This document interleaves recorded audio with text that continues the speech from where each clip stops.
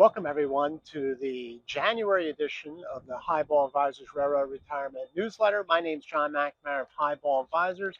And first of all, everybody, Happy New Year. And it's interesting. I was looking it up. Last 3 years, the market's been up 15% last year in 25, then going back 23%, 24%.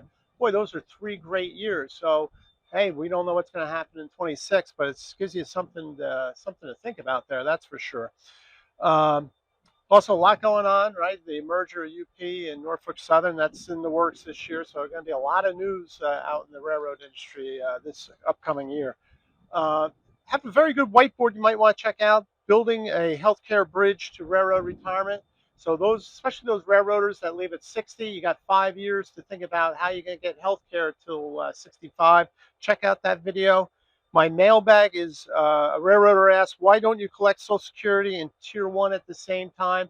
And that will go, I answer that and go in and link to some videos. Check that one out. I get that question a lot, relates to double dipping.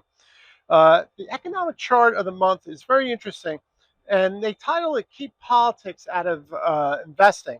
So I thought it was very interesting on the consumer confidence type number. So 97% of Republicans are very confident about the economy, while only 36% of Democrats are.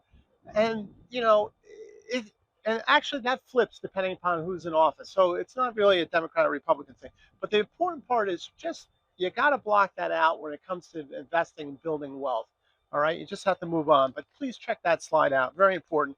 And then the checklist I have is just it's a funny look at setting goals for the upcoming year.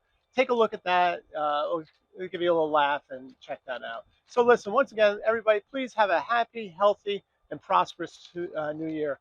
Until next month, everybody, stay safe, stay on track, and take care. So long, everybody. Bye.